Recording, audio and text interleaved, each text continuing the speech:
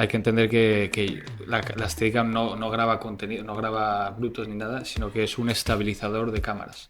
Como una grúa, un traveling, ¿no? Que Sí, es como la se gente, sí. asemeja a un traveling, por así decirlo. Y de hecho, bueno, la Steadicam surge para solucionar un problema, ¿no? O sea, la Steadicam se inventó en los años 70 y fue creada por este operador de cámara llamado Garrett Brown.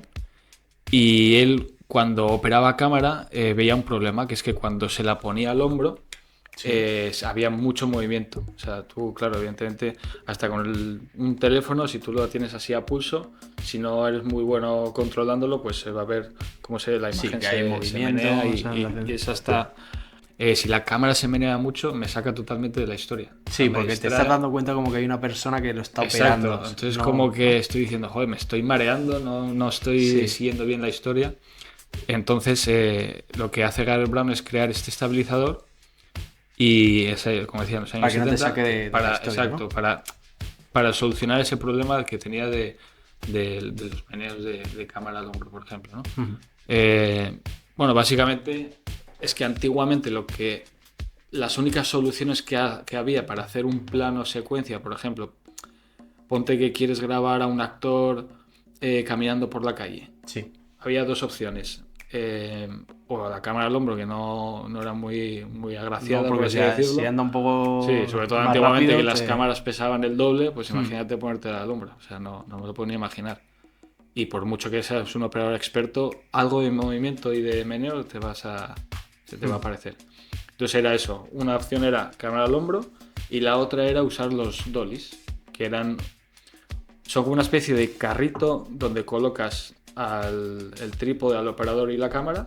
Como una vía de tren, ¿no? Exacto. Una vía de Entonces tren. ese carrito lo pones sobre unas vías de tren que conectan con unas ruedas que tienen y entonces ahí lo que iban haciendo, por ejemplo, si querías hacer un simple paseo por el parque, una pareja hablando por el parque, pues imagínate, yo qué sé, una conversación que durase 3-4 minutos, pues imagínate las vías que había que Que colocar tienes que colocar. a lo Claro, largo claro. del parque para hacer un simple plano de traveling, ¿no? Una cosa, es como, Sí.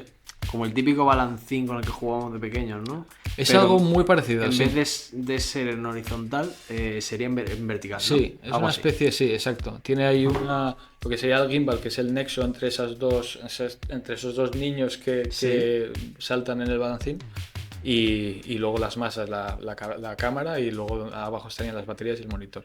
El chaleco es súper importante porque tiene que estar pegado al cuerpo, tiene que estar bien ajustado porque si no puedes tener lesiones. Del chaleco saldría un brazo metálico que Sí. tiene dos secciones y esas dos secciones en el interior de ese brazo tiene unos muelles. Y entonces lo que hacen esos muelles es aislar el movimiento de mis pasos y de mi movimiento para que no lleguen a la cámara. Entonces yo cada vez que camino, el brazo amortigua esos movimientos y la cámara se queda tal cual en su sitio. Como decíamos, Funciona como una especie de... como una gallina cuando la Sí, coges y la mueves de arriba abajo y tal la cual. cabeza se le queda en el sitio, ¿no? Exacto, sí, Algo sí, así. sí. Y después conectado a ese brazo metálico viene lo que es el poste. Un poste alargado en el que colocas encima la parte de la cámara Sí. y abajo los contrapesos, que son unas baterías o un monitor. O sea, baterías y monitor.